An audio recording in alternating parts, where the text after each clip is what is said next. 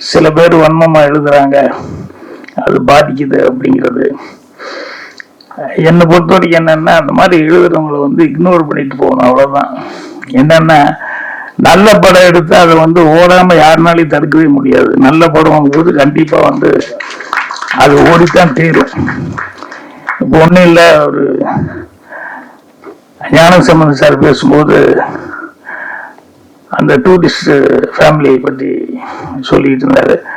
இந்த படம் வந்த நாள்ல இருந்து எனக்கு நல்ல படம் எல்லாருமே நல்லா இருக்குன்னு சொல்லிட்டு இருந்தாங்க. நான் வெளியூர் அங்கே இங்கே சுத்திக்கிட்டு ஊரா ஓடிட்டு இருந்ததுனால அந்த படமே சரி இப்போ பார்த்தலான்ட்டு இருந்தேன்.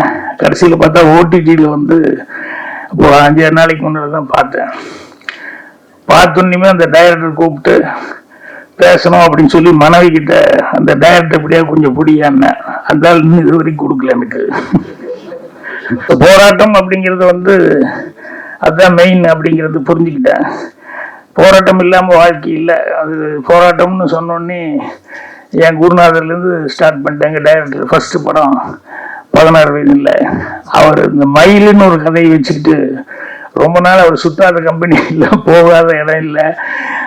என்எஃப்டிசிலேருந்து எல்லா இடத்துக்கும் எவ்வளோலாம் போராட்டம் பண்ண முடியுமோ அவ்வளோ தூரம் போராடிக்கிட்டே இருந்தார் அந்த மயில் கதையை. அது கடைசியில் வந்து பொள்ளாச்சியிலேருந்து ஒரு தேங்காய் வியாபாரி ராஜ்கண்ட் சார் அப்படின்னு சொல்லி அவர் வந்து தான் அவருக்கு வந்து விடிவு காலம் வந்தது.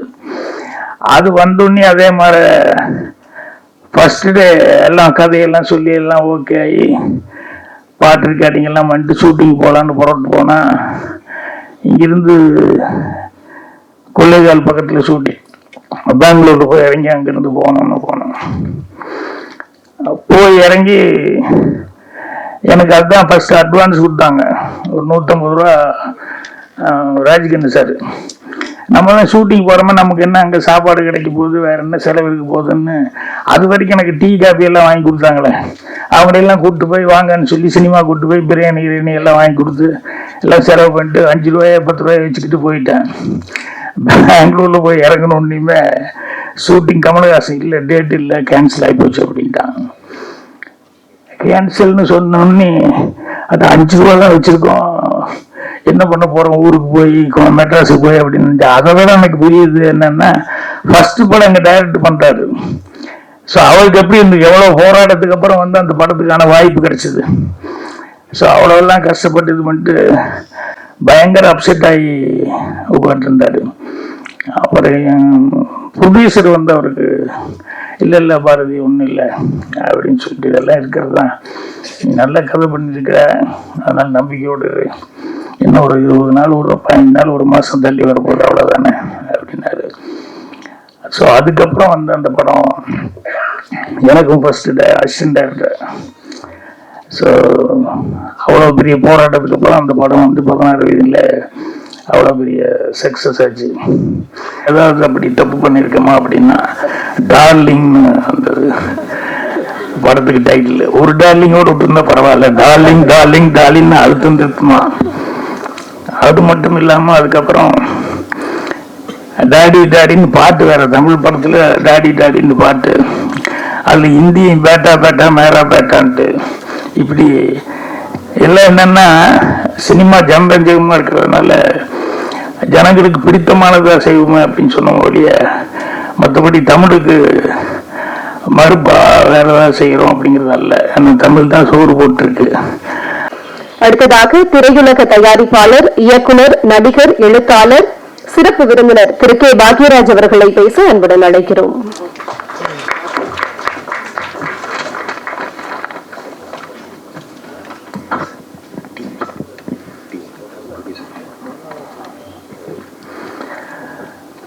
காலதாமதமாக வந்ததுக்கும் எல்லாத்தையும் காத்திருக்க வச்சதுக்கு முதல்ல மன்னிப்பு கேட்டுக்கிறேன். ஏன்னா எனக்கு 11 மணி அப்படிங்கிற மாதிரி மனைவி சொன்னார். சரி 11ன்னா ஒரு 10-15 நிமிஷம் முன்ன பின்ன ஆகும் அப்படின்னு நினச்சிட்டு தான் புறப்பட்டேன். இங்கே வந்ததுக்கப்புறம் தான் தெரிஞ்சேன் 10 மணிலேருந்தே வெயிட் பண்ணிட்டு இருக்கேன் சார் அப்படின்னாரு. அதுக்கப்புறம் ப்ரொடியூசர் பேசும்போது சொன்னார் 9:30 எல்லாரும் இது பண்ணுறாங்க. ஸோ இவ்வளவு இத்தனை பேர்த்து இவ்வளோ நேரம், ஏன்னா சொன்ன டைமுக்கு வரணும் அப்படிங்கிறத எப்பவுமே முயற்சி பண்ணுவேன். இன்றைக்கி ஏதோ டிலே ஆகிடுச்சு, அதுக்கு மன்னிச்சுக்கிறோம். மரியாதைக்குரிய பத்திரிகை மற்றும் அனைத்து ஊடக நண்பர்கள் எல்லாத்துக்கும் என்னுடைய பணிவான வணக்கம். அதே மாதிரி விழாவில் இந்த கைலன் திரைப்பட விழாவில் பங்கெடுத்து வந்திருக்க முன்னால் உட்காந்துருக்கவங்க எல்லாத்துக்கும் என்னுடைய பணிவான வணக்கம். அவருக்கு நிறைய பொறுப்புகளுக்கு அதில் தலைவர் இதில் தலைவர் அப்படின்ட்டு அந்த எல்லா பொறுப்பை விட சினிமா மேலே உண்மையான அபிமானம் உள்ள ஒரு நல்ல மனிதன் ராஜன் அப்படிங்கிறது, அதுதான் எனக்கு பிடிச்ச ஒரு பொறுப்பு அவர்கிட்ட. ஸோ அவருக்கும் அதே மாதிரி தனஜெயன், அப்புறம் இந்த வாத்தியார்கிட்ட படிச்சிருந்தா எல்லாருமே எவனும் மக்கா இருக்க மாட்டான், நல்லா படிப்பாங்கிற அளவுக்கு ஞான சம்பந்தன் அவர்கள். அவர் முதல் கொண்டு இன்னும் மேடையில் உட்காந்துருக்க எல்லாத்துக்கும் என்னுடைய பணிவான வணக்கம் தெரிவிச்சுக்கிறேன். சிவதா இவ்வளவு நல்ல பேர் நடிக்கிறதுல சம்பாதிக்கிறத விட கேரக்டரில் இவ்வளோ நல்ல பேர் சம்பாதிச்சிருக்கிறது ரொம்ப சந்தோஷமாக இருக்குது. ஏன்னா எல்லாருமே அவங்க எந்த அளவுக்கு கோஆப்ரேட் பண்ணி பண்ணாங்க அப்படிங்கிறத டைரக்டர் முதல் கொண்டு எல்லாருமே சொன்னாங்க. ஸோ அவங்க மாதிரியே நடிக்கிறவங்க ஹர்ஷா, ஹரி, இன்னைக்கு மியூசிக், அவங்க இன்னும் டெக்னீஷியன்ஸ் எல்லாம் இருக்காங்க. எல்லாத்துக்குமே என்னுடைய அட்வான்ஸ் வணக்கத்தையும் அட்வான்ஸ் வாழ்த்துக்களை நான் தெரிவிச்சுக்கிறேன். ராஜன் சார் பேசிட்டு இருக்கும்போது உண்மையாகவே தமிழில் அந்த ஆர்வம் இருக்கு, அதில் தமிழ் பேர் வைக்கலையே அப்படிங்கிறத பற்றியெல்லாம் கொஞ்சம் பேசினாரு. நான் அப்படியே யோசித்தேன், நம்ம ஏதாவது அப்படி தப்பு பண்ணியிருக்கோமா அப்படின்னா, டார்லிங்னு அந்த படத்துக்கு டைட்டில் ஒரு டார்லிங்கோடு விட்டுருந்தா பரவாயில்ல, டார்லிங் டார்லிங் டார்லிங்னு அழுத்தம் திருத்தமா. அது மட்டும் இல்லாமல் அதுக்கப்புறம் டாடி டாடின்னு பாட்டு வேற, தமிழ் படத்தில் டாடி டாடின்னு பாட்டு, அதில் ஹிந்தியும் பேட்டா பேட்டா மேரா பேட்டான்ட்டு, இப்படி எல்லாம் என்னன்னா சினிமா ஜனரஞ்சகமாக இருக்கிறதுனால ஜனங்களுக்கு பிடித்தமானதாக செய்வோமே அப்படின்னு சொன்ன ஒழிய மற்றபடி தமிழுக்கு மறுப்பா வேற ஏதாவது செய்கிறோம் அப்படிங்கிறது அல்ல. அந்த தமிழ் தான் சோறு போட்டிருக்கு. அதனால் அவர் சொல்லும்போது அப்படின்னு நினச்சி பார்த்துக்கிட்டேன். அதுக்கப்புறம் ரொம்ப சினிமாவில் அவசியம் ஊழிச்சிருக்காருன்னு நினைக்கிறேன் கௌரவ நாராயணன். அவர் பேசும்போது அவர் எரியாமையே சினிமா இன்னைக்கு என்ன சூழலில் இருக்குது அப்படிங்கிறது ரொம்ப சொல்லிக்கிட்டு இருந்தார். அது தனஜெயனா அவருக்கு கவுண்டர் கொடுத்து பதில் சொல்லிட்டு இருந்தாரு என்ன இதுன்ட்டு. என்ன ஒன்று அதில் என்னன்னா, சில பேர் வன்மமாக எழுதுறாங்க, அது பாதிக்குது அப்படிங்கிறது. என்னை பொறுத்த வரைக்கும் என்னன்னா, அந்த மாதிரி எழுதுறவங்களை இக்னோர் பண்ணிட்டு போகணும், அவ்வளோதான். என்னன்னா, நல்ல படம் எடுத்து அதை ஓடாமல் யாருனாலையும் தடுக்கவே முடியாது. நல்ல படம் போது கண்டிப்பாக அது ஓடித்தான் தீரும். இப்போ ஒன்றும் இல்லை, ஒரு ஞான சம்பந்தன் சார் பேசும்போது அந்த டூரிஸ்ட் ஃபேமிலியை பற்றி சொல்லிட்டு இருந்தாரு. இந்த படம் வந்த நாள்லேருந்து எனக்கு நல்ல படம் எல்லாருமே நல்லா இருக்குன்னு சொல்லிட்டு இருந்தாங்க. நான் வெளியூர் அங்கே இங்கே சுற்றிக்கிட்டே ஊராக ஓடிட்டு இருந்ததுனால அந்த படமே சரி இப்போ பார்த்தலான்ட்டு இருந்தேன். கடைசியில் பார்த்தா ஓடிடியில் இப்போ 5-6 நாளைக்கு முன்னாடி தான் பார்த்தேன். பார்த்தோன்னுமே அந்த டைரக்டர் கூப்பிட்டு பேசணும் அப்படின்னு சொல்லி மனைவி கிட்ட அந்த டைரக்டர் எப்படியா கொஞ்சம் பிடியான்னு, அந்த இன்னும் இது வரைக்கும் கொடுக்கல எனக்கு. கேட்டா அவர் பிஸியா இருக்காரு, இவர் பிஸியா இருக்கிறதுல அவர் பேர் சொல்லிட்டாரு. அவ்வளவு பிரமாமா அந்த படம் பண்ணியிருந்தேன். ரொம்ப நாளைக்கு அப்புறம் நான் மனசார பார்த்து அந்த படத்தை பார்த்துட்டு அவ்வளோ சந்தோஷப்பட்டேன்.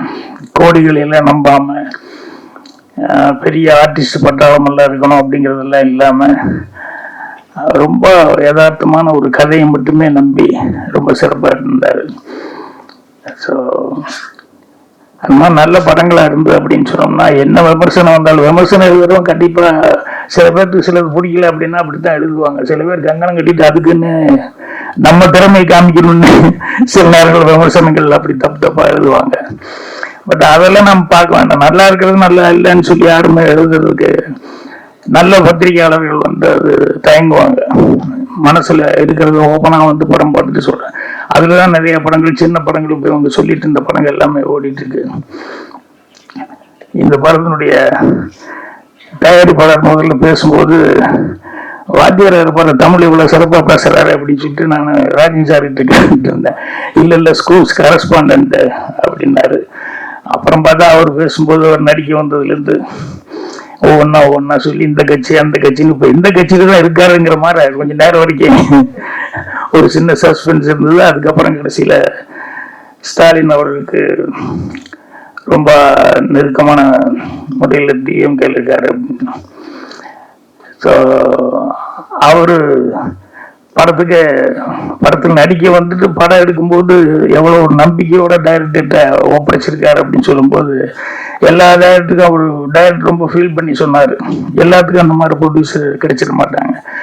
ஏன்னா காலையில் டிஸ்கஷன் 7:30 மணி 7:45 ஸ்டார்ட் பண்ணிடுவார் தேவர் ஃபிலிம்ஸில். 7:45 ஸ்டார்ட் பண்ணி டிஸ்கஷன் நடந்துட்டு இருக்கும். எவனா ஒரு நல்ல சீன் வந்தா கூட வாட்சை பார்த்துக்கிட்டே இருப்பார் தேவர்.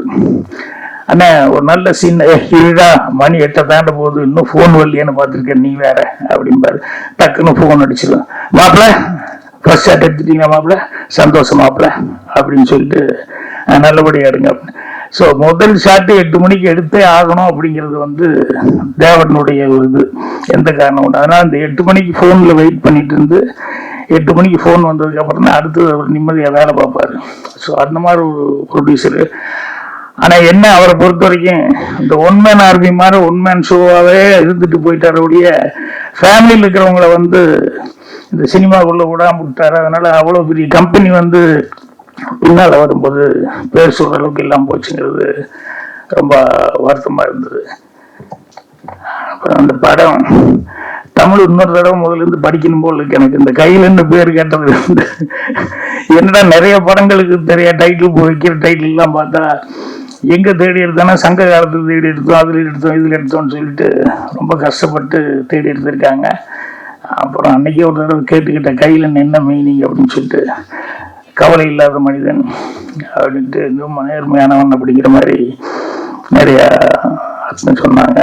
ஸோ எல்லாரும் இந்த படத்தில் பேசினவங்க எல்லாரும் எவ்வளோ கஷ்டப்பட்டுருக்கோம், இந்த படத்துக்காக எவ்வளோ உழைச்சிருக்கோம் அப்படிங்கிறத அவங்க பேசுனதில் புரிஞ்சுக்கிட்டேன். அதனால் மீண்டும் ஒரு முறைகள் நடித்தவங்க டெக்னீஷியன்ஸ் எல்லாத்துக்குமே அட்வான்ஸு வாழ்த்துக்கள் தெரிவிச்சுக்கிறேன். எனக்கு ட்ரெயிலர் அனுப்பிச்சு விட்டாரு, நீங்கள் வர்றதுக்கு லேட் ஆகுதுன்னு சொல்லி வர்ற வழியில் பாட்டு வந்துடுங்க அண்ணன். அதில் சாராம்சமாக பார்த்தா போராட்டம் அப்படிங்கிறது தான் மெயினாக இருந்தது. அது இன்னொன்று ரொம்ப இந்த சுருதி சுத்தமாக தமிழில் ரொம்ப அழகாக தொகுத்து வழங்கிட்டு இருந்தாங்க. அவங்களுக்கு ஒரு பாராட்டு தெரிவிக்கணும். ஆமாம், அவங்க நல்லா பேசுகிறாங்களேன்னு பார்த்துக்கிட்டு இருந்தேன். திடீர்னு டைரக்டருக்கு ஒரு இன்ட்ரடக்ஷன் ஒரு கவிதை கொடுத்தாங்க பாருங்க, ரொம்ப பிரமாதமாக இருந்தது. ரொம்ப ரசிச்சேன் நான். அது யார் எழுதுனது? நீங்கள்? இல்லை சார், ஐயோ சரி, யார் எழுந்தாலும் ரொம்ப நல்லா எழுந்தீங்க, ரொம்ப நல்லா படிச்சீங்க நீங்கள். அது அந்த டைரக்டருக்கு ஒரு டானிக் கொடுக்குற மாதிரி ரொம்ப. ஸோ போராட்டம் அப்படிங்கிறது அதுதான் மெயின் அப்படிங்கிறது புரிஞ்சுக்கிட்டேன். போராட்டம் இல்லாமல் வாழ்க்கை இல்லை. அது போராட்டம்னு சொன்னோடனே என் குருநாதர்லேருந்து ஸ்டார்ட் பண்ணிட்டேன். எங்கள் டைரக்டர் ஃபர்ஸ்ட் படம் 16 வயதில் அவர் இந்த மயிலுன்னு ஒரு கதையை வச்சுக்கிட்டு ரொம்ப நாள் அவர் சுத்தாத கம்பெனி இல்லை, போகாத இடம் இல்லை. என்எஃப்டிசிலேருந்து எல்லா இடத்துக்கும் எவ்வளோதான் போராட்டம் பண்ண முடியுமோ அவ்வளோ தூரம் போராடிக்கிட்டே இருந்தார் அந்த மயில் கதையை. அது கடைசியில் பொள்ளாச்சியிலேருந்து ஒரு தேங்காய் வியாபாரி ராஜ்கண்ட் சார் அப்படின்னு சொல்லி அவர் தான் அவருக்கு விடிவு காலம் வந்தது. அது வந்தோடனே அதே மாதிரி ஃபர்ஸ்ட் டே எல்லாம் கதையெல்லாம் சொல்லி எல்லாம் ஓகே ஆகி பாட்டு ரெக்கார்டிங் எல்லாம் வந்துட்டு ஷூட்டிங் போகலான்னு புறப்பட்டு போனால் இங்கிருந்து கொள்ளைகால் பக்கத்தில் ஷூட்டிங், பெங்களூருக்கு போய் இறங்கி அங்கேருந்து போனோம். போய் இறங்கி எனக்கு அதுதான் ஃபர்ஸ்ட் அட்வான்ஸ் கொடுத்தாங்க, ஒரு 150 ரூபா ராஜ்கண்ட் சார். நம்மளாம் ஷூட்டிங் போகிறோமா, நமக்கு என்ன அங்கே சாப்பாடு கிடைக்க போகுது, வேற என்ன செலவு இருக்க போகுதுன்னு அது வரைக்கும் எனக்கு டீ காஃபி எல்லாம் வாங்கி கொடுத்தாங்களே. அவங்களெல்லாம் கூப்பிட்டு போய் வாங்கன்னு சொல்லி சினிமா கூப்பிட்டு போய் பிரியாணி எல்லாம் வாங்கி கொடுத்து எல்லாம் செலவு பண்ணிட்டு 5 ரூபாய் 10 ரூபாய் வச்சுக்கிட்டு போயிட்டேன். பெங்களூரில் போய் இறங்கணுன்னே ஷூட்டிங் கமலஹாசன் இல்லை, டேட் இல்லை, கேன்சல் ஆகி போச்சு அப்படின்ட்டான். கேன்சல்னு சொன்னோடனே அது 5 ரூபா தான் வச்சிருக்கோம், என்ன பண்ண போறோம், ஊருக்கு போய் மெட்ராஸுக்கு போய் அப்படின்னு. அதை விட எனக்கு புரியுது என்னன்னா, ஃபர்ஸ்ட் படம் எங்க டைரக்ட் பண்றாரு.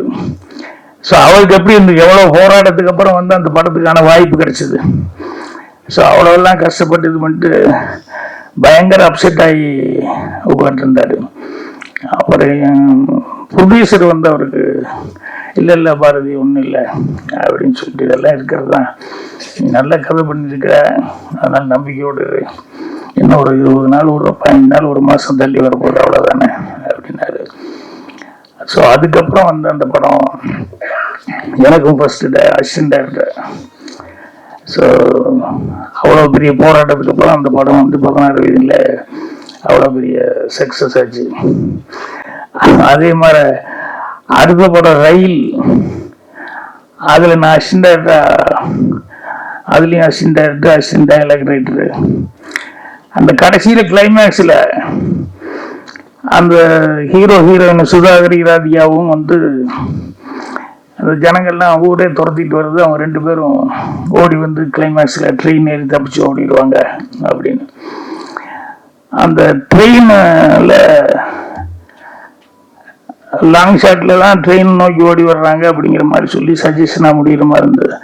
அந்த ட்ரெயினில் வந்து புறப்படும் போது ஒருத்தர் ஏறிட்டாங்க, ஒருத்தர் ஏற முடியல, ஏறிடுவாங்களா இல்லையா, ஜனங்க ஓடி வந்துட்டுருக்காங்கன்னு அந்த ட்ரெயின் கூடயே அந்த கம்பார்ட்மெண்ட்லேயே ஏறிடுவாங்களா இல்லையான்னு சொல்லி ஒரு டெவலப்மெண்ட்டு, ஒரு 5-6 ஷாட் இருந்தால் நல்லா இருக்கும், அந்த பொண்ணுக்கு ஒன்று இவருக்கு ஒன்று காம்பினேஷன் அந்த ஹீரோவுக்கும் அப்படின்னு சொல்லி டைரக்டர்கிட்ட ஒரு சண்டை. ஐயோ தெரியுது எனக்கு, என்ன பண்ண முடியும், காசு இல்லை, போய் பணம் கட்ட முடியாது, இங்கே பர்மிஷன் கிடையாது, காஞ்சிபுரம் தாண்டி தான் போகணும் அப்படின்னு சொல்லிட்டு அவர் வேற ரீதி கடைக்கு நடந்துக்கும் போது அந்த நேரத்தில் நாங்கள் இது சொன்னோம். உடனே அவர் ப்ரொடியூசர்கிட்ட அப்புறம் நான் போய் சொன்னேன், இது இருந்தால் நல்லா இருக்குங்க அப்படின்னு. அப்புறம் உடனே பணத்தை கட்டி டைரக்ட் நான் வரமாட்டேன், நீயும் பாலகுரன்னு போய் நிவாஸ் கூப்பிட்டு நீங்கள் போய் எடுத்து வந்துடுங்க அப்படின்னு. சரின்னு காஞ்சிபுரம் பக்கத்தில் ஷூட்டிங்க்கு அந்த 4 ஷாட் எடுக்கலான்னு சொல்லிட்டு இங்கேருந்து புறப்பட்டு போயாச்சு. போய் காஞ்சிபுரத்துலேருந்து அங்கே அந்த பஸ் ஸ்டேஷனுக்கு போய் காலையில் ட்ரெயினுக்கு போகலான்னு போய் இறங்கினதுக்கு அப்புறம் தான் தெரிஞ்சது கேமராமேன் விட்டு விட்டாங்க நிவாஸை. கேமராமேனே இல்லாமல் வந்தோடனே அப்புறம் பார்த்தா கேமராமேனு மெல்ல ஆஃபீஸுக்கு போயிருக்காரு. என்ன இங்கே இருக்கிற நிவாஸ் இங்கே வந்திருக்கேன்னா வாட்ஸ் அப்படின்ட்டு இருக்காரு. ஷூட்டிங் போகலையான்னு அவங்க கேட்டிருக்காங்க. அப்புறம் தான் டைரக்டருக்கு எல்லாத்தையும் தெரிஞ்சிருக்கு. அப்புறம் நாங்கள் ஃபோன் பண்ணப்போ இந்த மாதிரின்னு, சரி வந்துட்டீங்க, அவர் அசிஸ்டன்ட் நிவாஸ் இருக்கார், அவரை வச்சு எடுத்துக்கோங்க அப்படின்னு சொல்லி சொன்னோடனே பாலகுரன் தான் மெல்ல சொன்னார், இது பாரு பாக்கியா, எனக்கு அடுத்த படம் டைரக்ஷன் சான்ஸ் கொடுக்குறேன்னு சொல்லியிருக்காரு ராஜ்கண்ணு. நிவாஸ் வரல, இந்த ஆள் அசிஸ்டண்ட்டு, இவனை வச்சு எடுத்து ஏதாவது தப்பு வந்துச்சுன்னா எனக்கு டைரக்ஷன் சான்ஸே போயிடும். நான் போய் காம்பவுண்டுக்கு வெளியே நிற்கிற ரயில்வே ஸ்டேஷனுக்கு வெளியே, நீயாச்சு நிவாஸ் ஆச்சு, நீங்கள் எப்படியாவது எடுத்துகிட்டு வாங்க அப்படின்னு சொல்லிட்டு அவர் ஓடிட்டார். அப்புறம் நிவாஸ் கிட்ட எப்படியாவது நம்ம எடுத்துகிட்டு போவோம் வந்தாச்சு அப்படின்னு சொல்லி நான் ஒரு தைரியமாக, அதுதான் 2வது படம், 16 இதில் முடிஞ்சு 2வது படம். ட்ரெயின் வரும்போது 2 ஷார்ட் எல்லாம் சொல்லி எல்லாம் ரெடி பண்ணியாச்சு. ட்ரெயின் வந்துட்டு இருக்கு, ரெடி ஸ்டார்ட் பண்ணலாமா அப்படிங்கும்போது நிவாஸ் அவரை அப்துல்லா மெல்ல கேட்குறாரு, ராஜன் அப்ரெக்சர் எவ்வளோ வைக்கிட்டோம் அப்படின்னாரு. போட்டாங்க அப்படின்னு எனக்கு நல்லா பயங்கர கோபம் வந்துச்சு. நானே புதுசு அசிஸ்டன்ட் ஆயிடுச்சு, கேமரா பற்றி எனக்கு என்ன அது, எங்கிட்ட போய் அப்ரெக்சரை பற்றி வைக்கிறது இஷ்டத்துக்கு அப்படின்னு சொல்லி. அதுக்கப்புறம் எங்களுக்கு என்ன, எனக்கு என்ன போராட்டம்னா, திரும்பி போனதுக்கு அப்புறம் என்ன பாலகுருவே எடுக்கல, நீ என்ன எதுக்குன்னு சொல்லி எங்கள் டைரக்டர் தான் திட்டுனா என்ன பண்ணுறது அப்படின்னு சொல்லிட்டு வந்து ரஷ் பார்க்குற வரைக்கும் எங்களுக்கு பெரிய பிரச்சனையாக இருந்தது. அதுக்கப்புறம் ரஷ் பார்த்ததுக்கு அப்புறம் தான், ஏன்னா ட்ரெயின் வேற ரொம்ப நேரம் நிற்க மாட்டேன் அப்படின்னு சொல்லி வந்து கொஞ்ச நேரம் தான் எடுத்துவேன் அப்படின்ட்டான். நான் அது அந்த நேரத்தில் ஏதோ யோசனை பண்ணி அந்த ட்ரெயினில் அவன் நிற்கிறது மட்டும் முதல்ல எடுத்துகிட்டு ட்ரெயின் போகிற வரைக்கும் விட்டுட்டு, அதுக்கப்புறம் அங்கே இந்த ட்ராக்கெல்லாம் ரிப்பேர் பண்ணுறதுக்கு ஒரு வண்டி மாதிரி வச்சுருப்பாங்க, ஒரு ட்ராலி மாதிரி, அதை கொஞ்சம் கொடுக்க சொல்லி அதில் கேமரா வச்சுக்கிட்டு இந்த ராதியா ஓடி வர்ற மாதிரி அந்த ஷாட்லாம் அப்படி எடுத்துக்கிட்டு டைரக்டருக்கு ஒரே ஆச்சரியம், எப்படியா இதெல்லாம் இப்படி எடுத்த, ஃபர்ஸ்ட் படம் 2வது படத்துல இது போய் இப்படி கூட கரெக்டாக எடுத்துட்டு வந்துட்டே அப்படின்னு சொல்லிட்டு. ஸோ அந்த மாதிரி சரி சினிமா இருக்கும்போது இதெல்லாம் போராட்டமாக இருந்தது. அதே மாதிரி சூரலா சித்திரங்கள் டைரக்ஷன் பண்ணணும்னு சொல்லிட்டு எல்லாம் ரெடி ஆயிடுச்சு. நான் கன்னிபுரத்தில் முடிச்சுட்டு என்னோட போர்ஷனை முடிச்சுட்டு நான் ஷூட்டிங்கு போகலாம் அப்படின்னு சொல்லிட்டு ஃபர்ஸ்ட் படம் டைரக்ஷன் பண்ண போகிறேன். ப்ரொடியூசர் எல்லாம் ரெடி, சுதாகரத்துக்கு அழைச்சிட்டு வாங்கி எல்லாம் ரெடியாக வச்சுருப்பாங்க. அவருக்கு ராஜ்கண்ணு திடீர்னு வந்து பாலகுரன்னு புதுசு, அதனால நீ இரியா அப்படின்னாரு. இல்லைங்க, கால் சீட்டு எல்லாம் வந்துடுச்சு, அதனால நான் போய் ஆகணும்னு ஒரே சண்டை. அவர் உடனே ஃபோன் பண்ணி சுதாகரை, டேய் அவன் 2வது படம் கிழக்கே மூவியில் ஃபர்ஸ்ட் படம் அங்கே தானே நடிச்சிருக்கான், அதனால சுதாகருக்கு ஃபோன் பண்ணி நீ மெட்ராஸ் பக்கம் வந்தால் துப்பாக்கி எடுத்து சுட்டே போடு உன்ன அப்படின்னு சொல்லி, இப்போ கால் சீட்டு கிடையாது பாக்கியராஜுக்கு, நீ ஒரு 3 மாதம் கழிச்சு கொடு அப்படிங்கிற மாதிரி சொல்லி அவனை மிரட்டி விட்டு, அது ஷூட்டிங் வேற கேன்சல் ஆகினால ஃபர்ஸ்ட் இப்போ ஷூட்டிங் ஆரம்பிக்கலான்னு இப்படி ஆகிப்போச்சு அப்படின்னு சொல்லிட்டு அப்புறம் ப்ரொடியூசரே வந்துட்டாரு. ஏன் ப்ரொடியூசரை வந்து, இல்லை பாக்கியராஜ் எதுக்கு சண்டை, நீ முடிச்சு கொடுத்துட்டே வந்துடு அப்படின்னாரு. இப்படி ஒவ்வொரு இதுவும் போராட்டம் அப்படிங்கிறது வந்து கடைசி வரைக்கும் ஃபர்ஸ்ட் படம் டைரக்ஷன் பண்ணும்போது போராட்டங்கிற மாதிரி, அது மாதிரி எல்லா இதுவும் இருக்கும், இல்லாமல் இல்லை. அது வந்து அவரை பொறுத்த வரைக்கும் அஜித் அவருக்கு வந்து நல்ல ப்ரொடியூசர் கிடைச்சிருக்காரு அப்படிங்கிறது பெரிய, இதே ஒரு நல்ல சகனம் தான். அவர் வந்து அசிஸ்டன்ட் எல்லாம் கூப்பிட்டு நிற்க வச்சு எனக்கு ஹெல்ப் பண்ணாங்க அப்படின்னு சொல்லிட்டு அவர் சொன்னது ரொம்ப சந்தோஷமா இருந்தது. ஏன்னா டைரக்டருக்கு அசிஸ்டண்ட்டுகள் ரொம்ப முக்கியம், அசிஸ்டன்ட் டைரக்டர்கள் வந்து டைரக்டருக்கு ரொம்ப முக்கியம். ஸோ நல்ல டீம் அமைஞ்சிருக்கு, நல்ல டெக்னீஷியன்ஸ் எல்லாருமே கஷ்டப்பட்டு இங்கே சிரமப்பட்டு உழைச்சிருக்காங்க. ஸோ அவங்களுடைய நல்ல மனசுக்கு படம் நல்லபடியாக வெற்றிகரமாக ஓடும். ராஜன் சார் வந்து அவர் சொன்னார், ப்ரொடியூசர் பற்றி சொன்னார். அவர் சொன்ன மாதிரி வந்து எதுக்கோ வந்திருந்தா கூட இன்னைக்கு இந்த அளவுக்கு வந்து திரைப்படம் எடுக்கிற அளவுக்கு அவர் வந்திருக்காரு அப்படின்னு சொல்லும்போது அது ரொம்ப மனசுக்கு சந்தோஷமா இருக்கு. அதே மாதிரி ஒரு நல்ல டைரக்டர் வந்து ஒரு நம்பி ஒரு வேலையை ஒப்படைச்சிருக்காரு அப்படிங்கும்போது அவருடைய மனசு, அதாவது ஒருத்தனை பரிபூர்ணமா நம்பி ஒரு தொழிலை ஒப்படைச்சிக்கிறது அப்படிங்கிறது சாதாரண விஷயம் கிடையாது. அது செஞ்சிருக்காரு அப்படிங்கும்போது டைரக்டர் அந்த ரெஸ்பான்சிபிலிட்டியோட பண்ணியிருப்பாரு. ஸோ அதனால டைரக்டருக்கு, குறிப்பா டைரக்டருடைய மனைவிக்கு, இதுக்கு விட்டாங்கல்ல வேலையை விட்டு போட்டு வந்தவங்க, அவங்களுக்கு மெயினா வாழ்த்துக்கள். ஏன்னா சொன்ன மாதிரி அவர் வீட்டுக்குள்ளேயே விட மாட்டாங்க. இருக்கிற வேலை இல்லாம இருந்துட்டு இதுக்கு போனா பரவாயில்ல, இருக்கிற வேலையை விட்டுட்டு இது வர்றது அப்படிங்கிறது சாதாரண விஷயம் கிடையாது.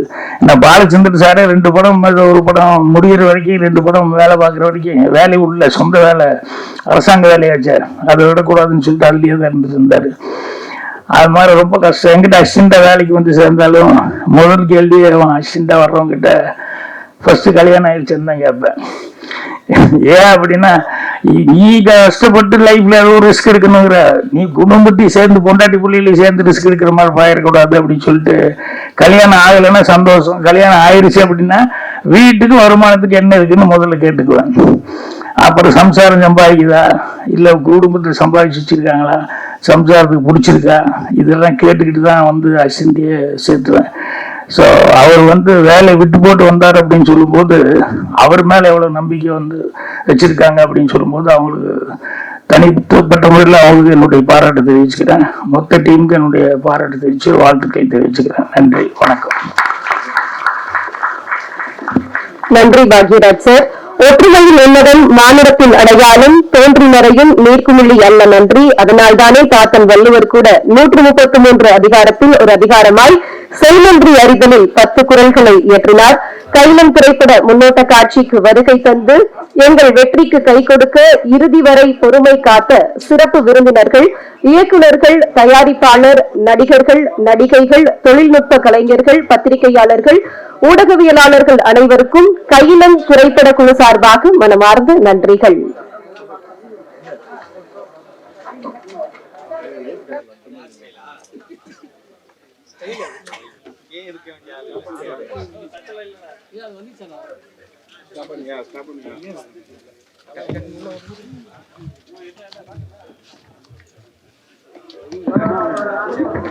குழு புகைப்படம் எடுக்க மேடைக்கு வருமாறு அன்புடன் கேட்டுக்கொள்கிறோம்.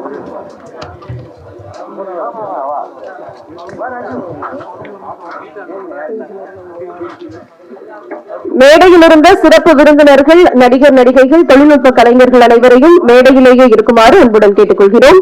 குழு புகைப்படம் எடுப்பதற்காக மேடையில் இருந்தவர்கள் அங்கேயே இருக்குமாறு அன்புடன் கேட்டுக்கொள்கிறோம்.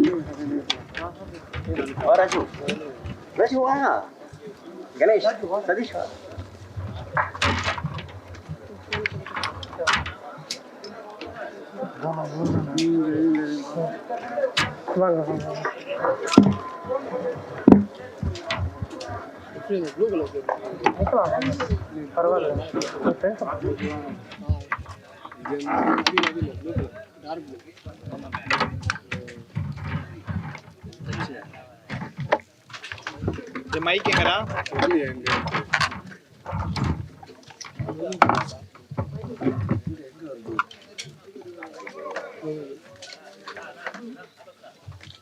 சலபட்டி இந்த பேட்டரி தான்